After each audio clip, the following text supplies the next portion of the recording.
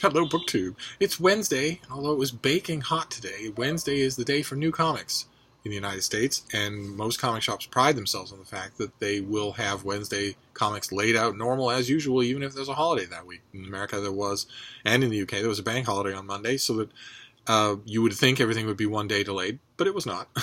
And New Comic Book Day today is not only when comic book fans make their way to the comic shop, their LCS, to see what's new, but also when 310,000 new students who have descended on Boston en masse wander into the comic shop, wander up to the counter, and ask, while not looking up from their phone, ask where the vaping stuff is. And when they're told this is a comic shop, there's no vaping stuff here, they wander back out again, because that's all they care about.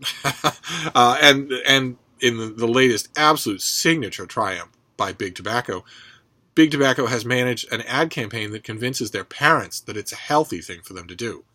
So for once, the parents don't have any objection to their kids giving themselves lung cancer at an industrial rate. Oh my God, at an industrial rate. Since there's no need to hide, since parents have bought into the publicity campaign of this thing, and since there's actually no reason to stop, legislation hasn't caught up with this latest form of burning your own lung tissue, so most buildings don't even have a code against it. Since all of that is true, Boston's current crop of undergraduates can vape and juul literally all the time. So it's not like that you burn your own lungs for 20 minutes and then you test out how long you can go without until your drug addiction takes over again. It's that you don't ever have to figure that out. You can just do it all the time. God knows what these people will look like and sound like and smell like when they're in their 40s, but they were all over the comic shop today. And it was hot, and I also wasn't really sure. I hadn't looked at the listings ahead of time. I wasn't really sure if there was going to be anything that I wanted. Ordinarily, I check online for that.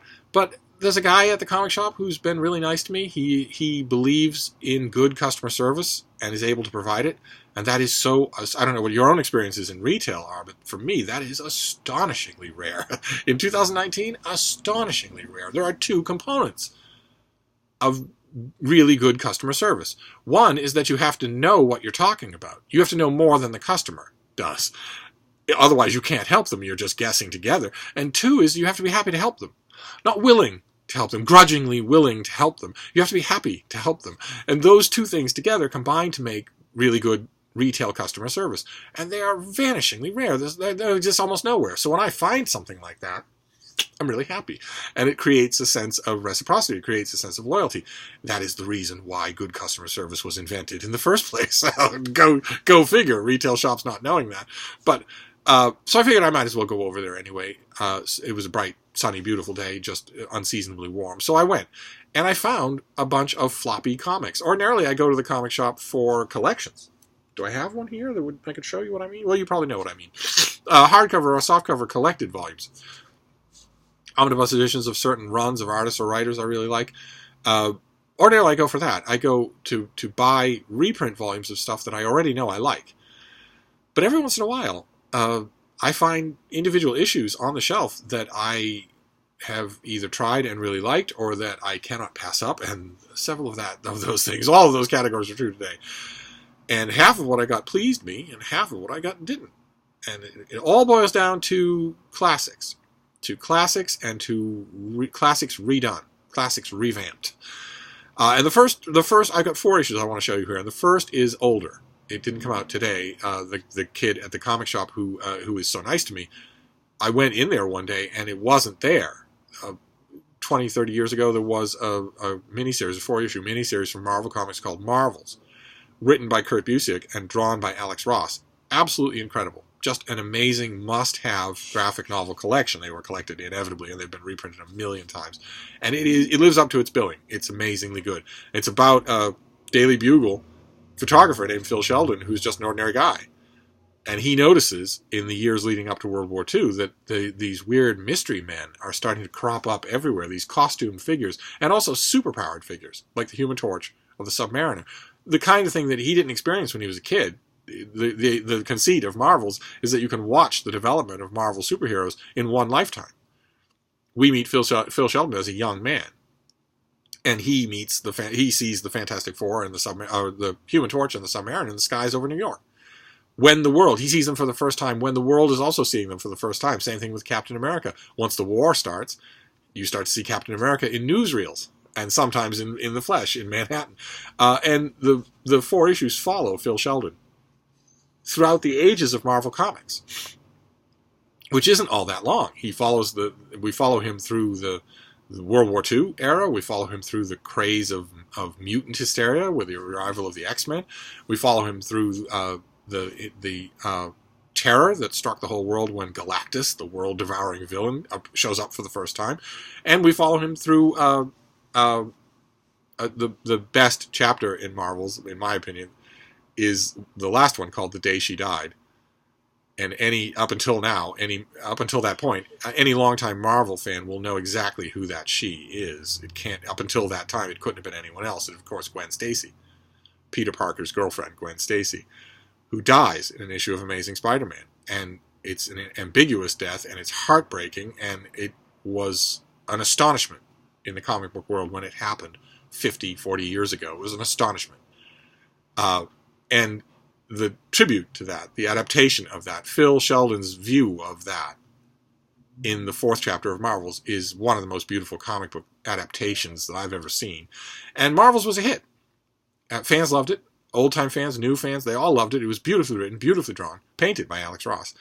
And recently, earlier in the summer, there was an epilogue. Kurt Busiek and Alex Ross got together to do a short epilogue, like a final 8-page installment of Marvel's. And for some odd reason, my comic shop only ordered a couple of them. You'd think you'd order a bale of them, considering how popular Marvel's was. They only ordered a couple, and when I went in, it had already gone. And this kid at the comic shop said, well, let me look around. Let me hunt for it. See if other shops had it. See if maybe there's a subscriber who got 2 copies and doesn't want it. Let me do my thing. Do the thing of good customer service. And if I can get one for you, I will. And he managed today. After all this time, he managed to get one today. And that's the first one that I want to show you. This is Marvel's Epilogue. Which follows an older Phil Sheldon. His two daughters are grown up, and he is in Times Square for New Year's Eve. Some of you old-time comic book fans will recognize that Alex Ross panel.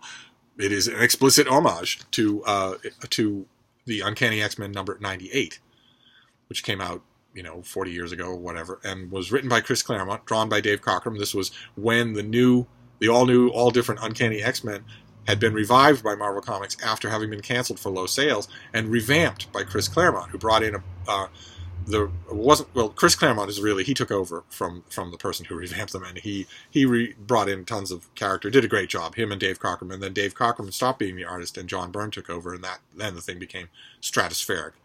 But there were a bunch of standard X-Men characters, Professor X and Cyclops and Jean Grey and whatnot, and to that mix was added a whole bunch of new characters, some of which we'd never seen before, some of whom we'd seen elsewhere. Wolverine, for instance, a Canadian hero who showed up in an issue of the Hulk.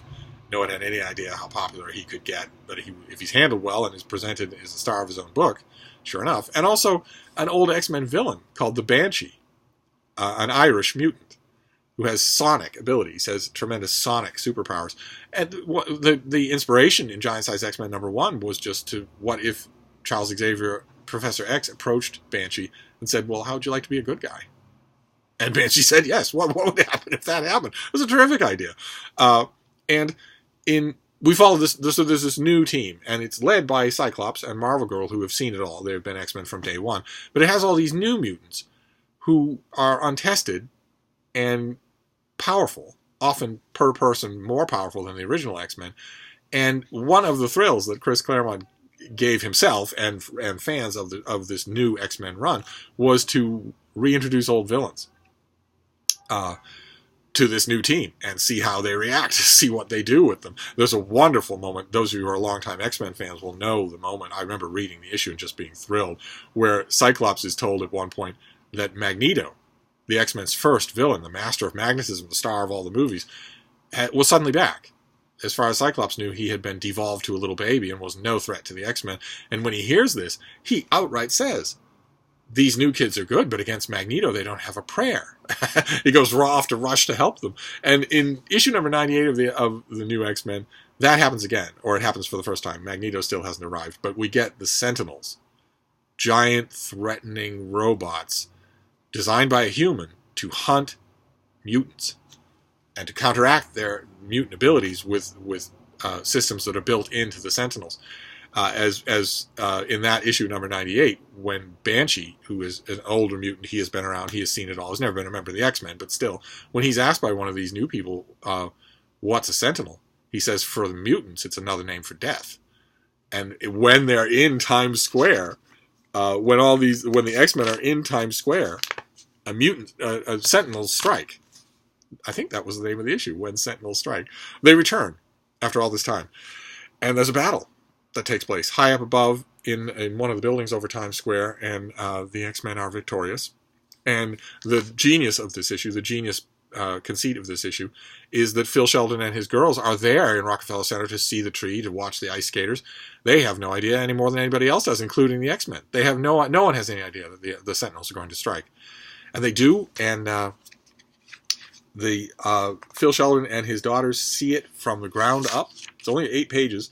They see, for instance, Storm transform herself. Look at how beautiful that is. Good Lord. And they watch her fly off to fight the Sentinels. They see Banshee fly off with Wolverine to fight the Sentinels. And they want to stay. The X-Men are victorious in just a few panels. And the girls want to stay. They want to watch it all. They have their father's curiosity about these marvels in their midst. That is a wonderful twist. This epilogue will certainly be reprinted at the back of every reprint of Marvels from now on. You'll be able to tell the exact year when your Marvels reprint happened, because if it doesn't have this, you'll know that it was pre-2019. And so given all that, you might think, well, what possible problem could you have with this? It's a classic coda PS to a graphic novel that you absolutely love.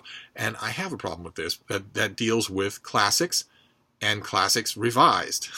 And my point about classics revised is that you can revise all you like, but you can't change. You can't change things. These aren't your characters. You are shepherding them for another generation. You are dealing with them, certainly working in all sorts of complications, maybe showing them in their best light or a light that we've never seen before, but you can't fundamentally change things. They're not your property. You're not allowed to do that, except you can. You do nothing else in 2019.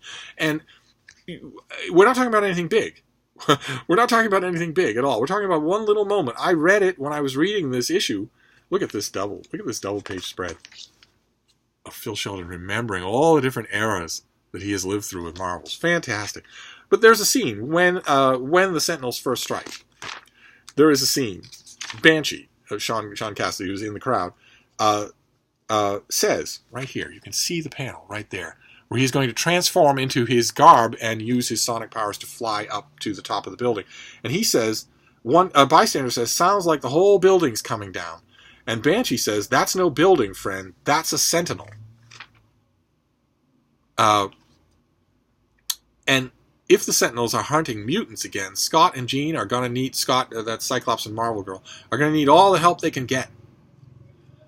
And he marshals that help. He takes Wolverine, flies Wolverine up to the top of the building. And it's pretty straightforward. And until you read, there's a large this is only 8 pages long, so there's a lot of backup equipment. There is Dave Cockrum's original splash page for X-Men 98, and also an interview with Kurt Busiek and Alex Ross. And I want to read you a bit of that interview. Alex Ross says, the idea I came up with, he's the artist, the idea I came up with was with 8 pages, and I blocked in sketches to show off in the extra material. I did 2 thumbnails of basically what I'd like to draw. I want a splash page recreating that opening moment from X-Men 98, and then I want half a splash page with Storm doing her conversion, blasting into her uniform.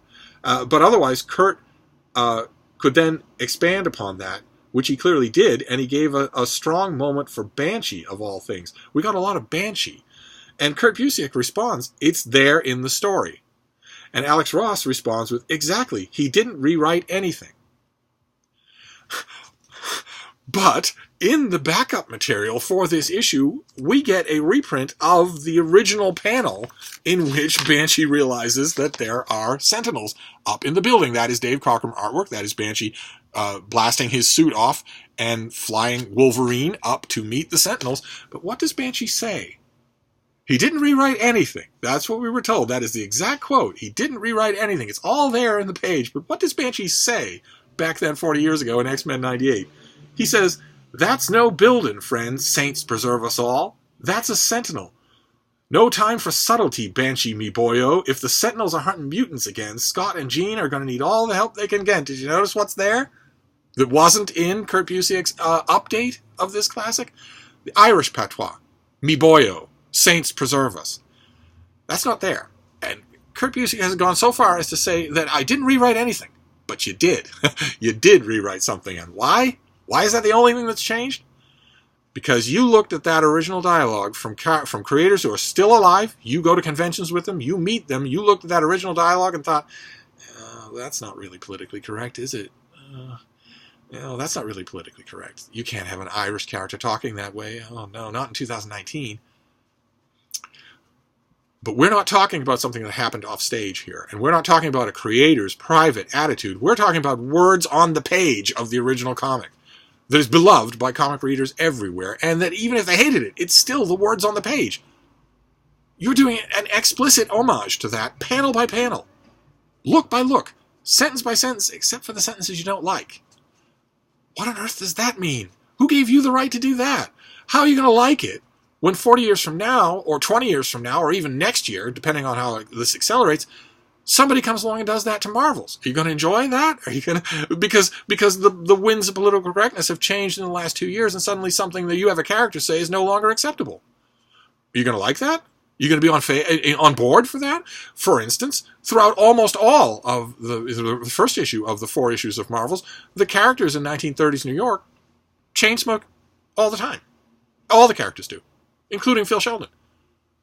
What if militant political correctness 2 years from now says, no, what we need to do, we'll reprint Marvels, sure, you'll continue to get your residuals, but we need to go in and airbrush that out. We need to change that. And if it's ever mentioned in dialogue, we need to change that dialogue. Is Kurt Busiek going to be okay with that? Was Chris Claremont okay with him? Chris Claremont, who's alive and still working in comics, is he okay with having his writing airbrushed like that? And not because it doesn't fit the panel, but for explicitly critical reasons. Kurt Busiek is calling Chris Claremont a racist in this. He's calling him a bigot without saying it. And in fact, saying the opposite. He says in the interview that he didn't change a word when his own issue proves that he did. So that's what the kind of thing I'm talking about, where you take a classic and that is not yours. It's not your property. And you redo it. This is a small but utterly egregious case, because in this case, it's lines on a page that you're just changing. You're doing every other line and leaving those out for reasons that you think are more enlightened than the version that you read. God help the classics of Lee and Kirby if that kind of attitude ever gets its hands on. The second issue that I want to talk about that disappointed me the same way, on a slightly larger scale, as you might imagine when you see it, is this. Legion of Superheroes Millennium #1. Massive part 1 of 2 parts prologue comic book event to the relaunch of the Legion of Superheroes. DC's superhero team of teenagers, superpowered teenagers 1,000 years in the future, 1,000 years after the Justice League, that I have been reading my whole life. I've been reading the Legion. I encountered them when they first started, and I was one of those vocal early fans who said, we have to have more of this. I follow them in every incarnation. I am a diehard Legion fan. It's always struck me as a scandal that DC Comics doesn't have a Legion comic going, and yet when I was told that comic was going to be put in the hands of Brian Michael Bendis, the writer, I was more depressed, not less, because he has no respect for comic book tradition, and he is a foremost avatar of the idea that I was just talking about. He absolutely does not believe that he is shepherding these characters. He absolutely does not believe he's safeguarding them for a new generation. He believes they're his, to do with whatever he wants. Jor-El did not die with Krypton. Krypton did not die in the way that we thought. Go right ahead and write it. Go right ahead and write it. Write anything you like. Anything you like. Just a carte blanche. DC and Marvel executives should not give writers this ability. They ought to be laid out in clear terms. You may not change these characters. You can elaborate on them all you like, but you may not change them. Every once in a great while, we will allow a major change. But not just randomly, not just because you feel like it. This issue is not the Legion of Superheroes. They don't appear in here, despite the title. This is the prologue, when it turns out that a minor Superman villain called Rose and Thorn, a woman who, in her normal life, doesn't have any superpowers. But when she transforms, she has a split personality, and the split personality has superpowers. She can turn into a superpowered character named Thorn. Her name is Rose. When she transforms into Thorn, she's a villain and a heavyweight. And it turns out in this issue, a minor bit of invention by Brian Michael Bendis. He's good with minor bits of invention. It turns out in this issue that a side effect of her powers is that she doesn't age. She's immortal. She notices it after a while and lives through the 1,000 years between the Justice League and the Legion. I've mentioned before that DC has been oddly hesitant and scattershot about filling in those years. There have been future characters, Space Caddy, stuff like that. Commandy, a creation of Jack Kirby, The Last Boy on Earth, which is set in far post-apocalyptic times where this blonde-haired, blue-eyed kid is one of the only humans left in the world, and it's the standard Planet of the Apes, half-sunk Statue of Liberty and all that. There are mutated animals, tigers and bears and apes. And Rose and Thorn meet all of these characters. She lives, in this first issue, she lives through all of that time. Meets Commandy. We see different artists. You can see there's a long roster there. Different artists do different time periods. She meets Batman Beyond, the future version of Batman that is very popular on TV. And eventually gets to the 31st century. We don't meet her yet. We're going to meet the Legion in the next issue. But there is a backup feature, which is Brian Michael Bendis writing about the Legion. And we see our first clear look at the team. Those are the 3 founding members. Longtime Legion fans are going to notice those are not the 3 founding members. This is Brian Michael Bendis race swapping, changing the nature, the basic nature, the appearances of these characters.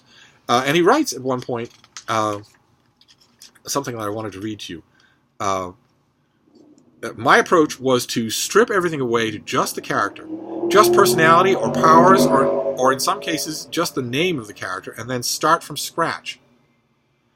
Building visuals not from history, but from the bare bones of each character and pushing it as far as I could. And that is exactly what he does not have the authority to do. I mean, he does. He's been granted the authority to do it. But he shouldn't. That's not his job. That's not his right to strip these characters that other people created down to their joists and then build them up again in whatever way you see fit. He's going to do that, and DC has obviously greenlighted this whole thing. So I'm looking at the 3 founding members of the Legion, and I'm saying, okay, I am not a racist to point out that Lightning Lad has never been black. I am not a racist to point that out, that this character has never been black.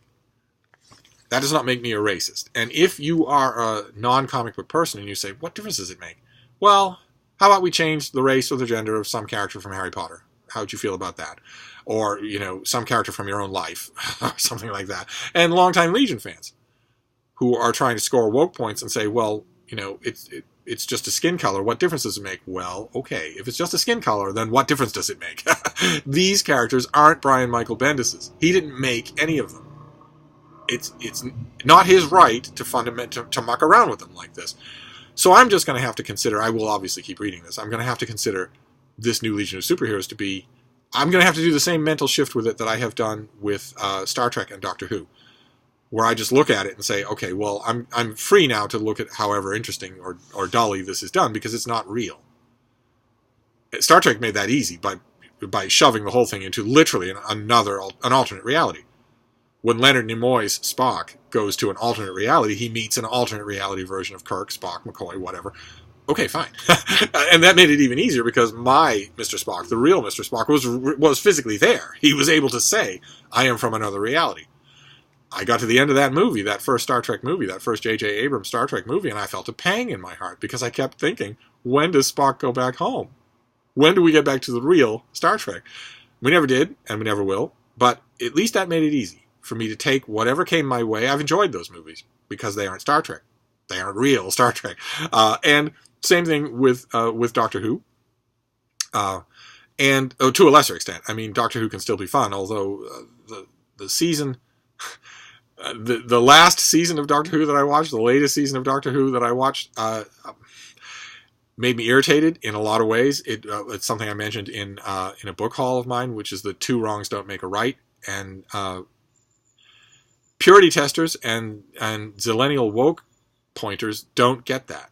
They don't get that two wrongs don't make a right. A fundamental reality by which we have all lived, and they don't get it. They don't subscribe to it at all. They think that if you take the wrong X from the past and you do it to someone else, it suddenly becomes right. They cancel each other out. That isn't true. Two wrongs don't make a right. Your mother was right when she told you that. So in that latest season of Doctor Who, I got a little bit tired of the fact that, sure, the Cybermen and the Daleks are bad, but the real bad guys in this galaxy are men. Am I right? Up top. I got a little tired of seeing that. But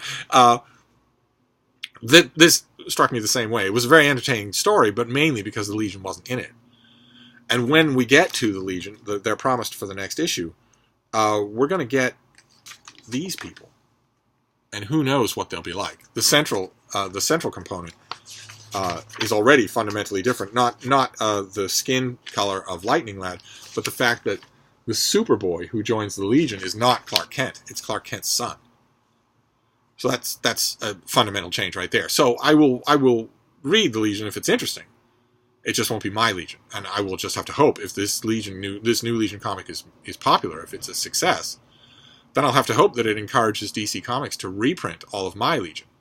Great, that'd be fantastic. And if somehow, against all odds, Brian Michael Bendis probably won't do it, but his successor on this new Legion of Superheroes, if that successor manages to tell stories like this that I like. Mark Waid, the comic writer Mark Waid, did a reboot of Legion that I didn't like. I followed it for a long time, telling myself exactly that, saying, well, it's great to see a version of these loved characters in action again, and maybe a writer could come along who would sell this new revamped version.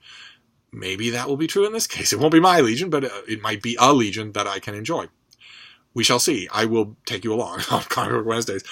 Those were disappointments. Those two were disappointments, and they were disappointments for the same reason.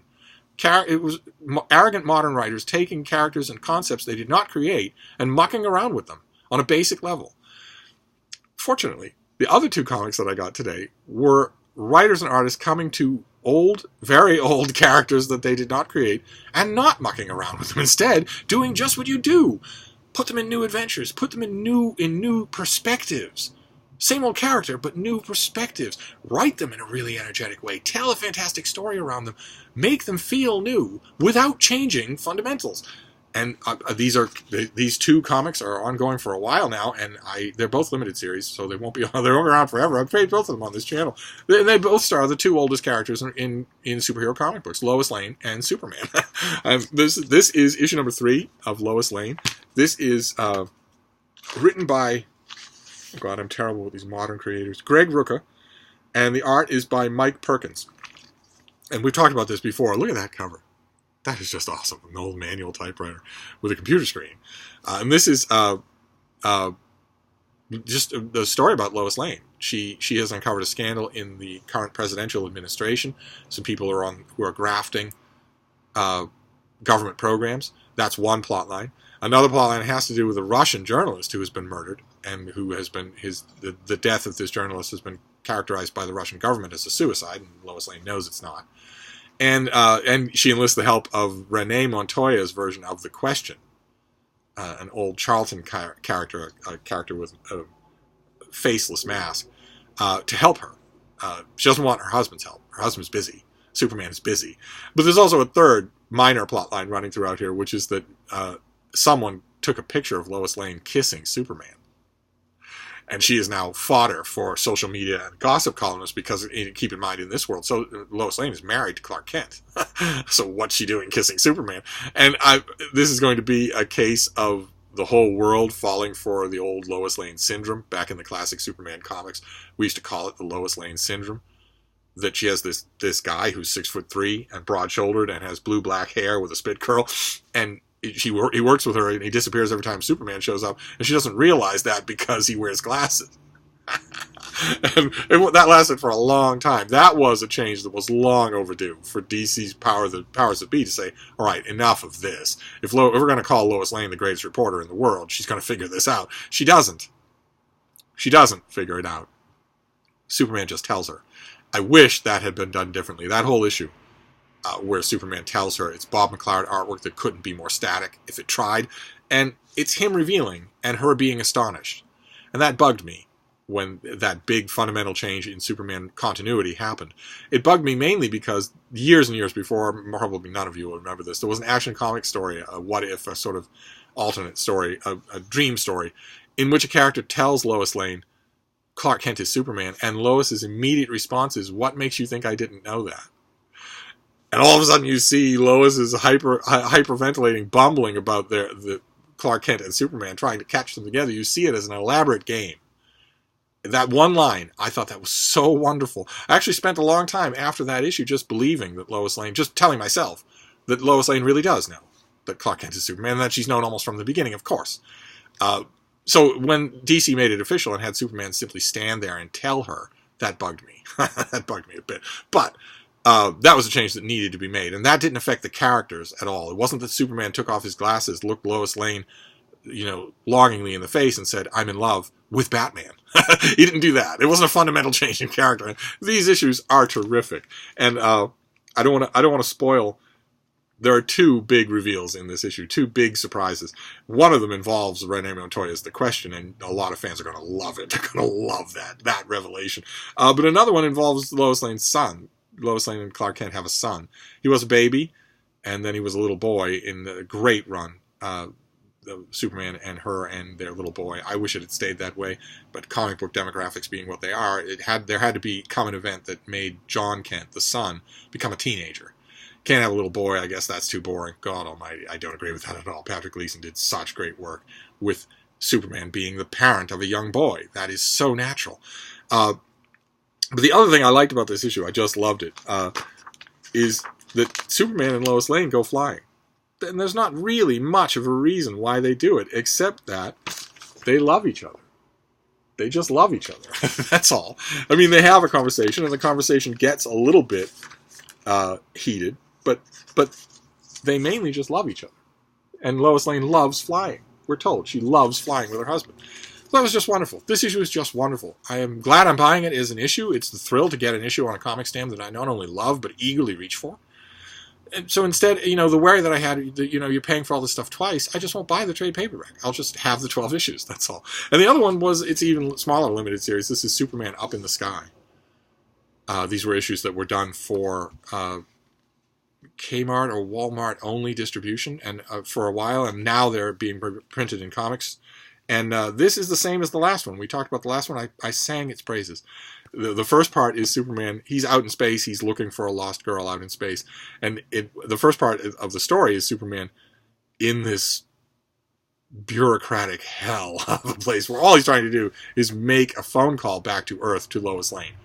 He needs the hyper technology to call her back on Earth. He's too far away to go there without making it a big journey. He has to wait in line, and that's done for comedy. It's done really well. And then, like the last issue, it breaks abruptly into a second story in this issue, in which a vortex, the same vortex that Superman is using to get around the galaxy looking for this girl, accidentally drops him in World War II on Earth. And he meets Sergeant Rock of Easy Company, who had military adventures forever and ever. And it's terrific. That backup story, like the backup story last time with the doctor who heals Superman at the cost of his own life, the backup story here where Superman spends time with Easy Company is fantastic. Highlight of the issue. So, those are my... oh, God, this has gone on a long time. Sorry. Those are my comics this time around. My two mainstays, can you believe, in 2019, my two mainstays are Superman and Lois Lane. I couldn't be happier about that. I've followed these characters forever. And then the ones that disappointed me. I mean, the Marvel's Epilogue was quite good, visually stunning. It was just that moment that bugged me because it opens the door to a whole bunch of stuff that I don't like. It's essentially one writer saying to another writer, both of whom are alive, and one of whom wrote in relatively the present day, one writer saying to that writer, yeah, you weren't woke enough. I need to brush up your work. Just a little. Kurt Busiek, I might have my problems with Chris Claremont, but Kurt Busiek is not as good a writer as Chris Claremont. You don't go into his work and brush it up because it isn't woke enough. And also the Legion. But with the Legion, it's a little easier because there hasn't been a Legion in DC continuity in quite some time, so it is kind of a blank slate, and I will just let this writer and all subsequent writers do what they want with it. In fact, a part of me is hoping that it's a success. This will be a Legion for a whole new group of people. I don't agree with that. I don't think you should be fundamentally changing these things. If you want new characters, invent them. That's been done in Legion history many times, and they've been embraced by fans.